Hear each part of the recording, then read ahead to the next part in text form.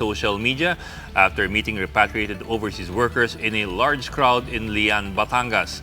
Uson posted photos on Facebook over the weekend showing her facilitating an event in an open space area with a crowd of overseas workers.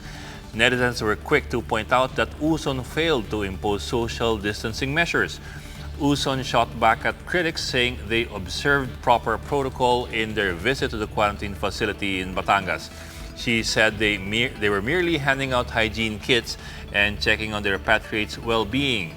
Uson says that OWA is still looking for possible temporary accommodations for thousands of repatriates expected to be back home amid the ongoing pandemic.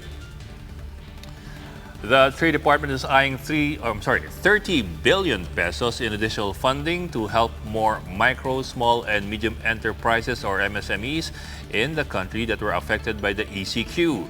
Talking to One News's The Chief, Trade Secretary Ramon Lopez says the department has developed a program with Land Bank and the Development Bank of the Philippines for the 30 billion peso lending fund to help small businesses get back on their feet.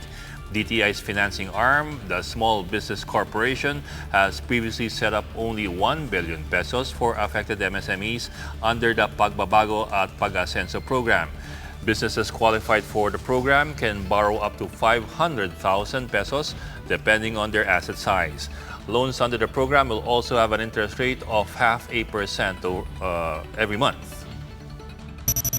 Kaya ngayon, ang ginagawa namin program para talagang ma-support yung pati medium and pati yung mga large na naapektuhan talaga rin ng ano ngayon ng situation. Kaya we've developed a program with the DBP Land Bank na mas lakihan yung pondo, something like 30 billion ang portfolio that can be lent out also to the SMEs. Metro Manila policemen have been embroiled in separate controversies of alleged power abuse in recent days. But according to NCRPO Chief Debold Sinas, there may be a need to give them a break to check on their mental health as well. In a virtual press conference on Tuesday, Sinas says police officers have been on duty for as much as 45 days straight.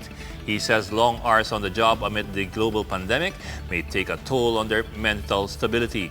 The NCRPO's chief's call comes after reports of supposed police brutality amid the lockdown period. Earlier, ex-Army officer Winston Ragos, who was said to be suffering from post-traumatic stress disorder, was shot dead by police in Quezon City.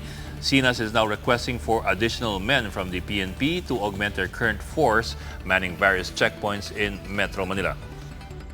Kaya kami nanghingi ng reinforcement kasi 45 days straight na po yung mga pulis ng NCRPO naggagwardya. Kailangan din siguro ng konting reprieve or kailangan ng konting pahinga.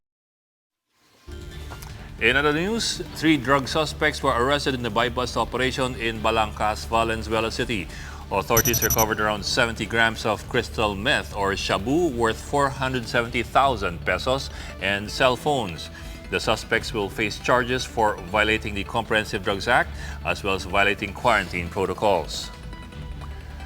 A non-profit charity-based organization helps feed families in Cainta, Rizal amid the health crisis. For breakfast, the group Kids International Ministries prepared porridge, champorado, and oatmeal for residents in poor communities. Members and volunteers aim to cook around 32,000 meals for the entire day, including lunch and dinner. The group says it has held feeding programs for 30 communities across Metro Manila, including Baseco Compound and Tondo. The Kids International Ministries is looking to continue their project until the end of the enhanced community quarantine. And that's the latest on the enhanced and expanded community quarantine. For more updates, follow News 5, The Philippine Star, and Business World Online. I'm Ed Lingao, and we are One News.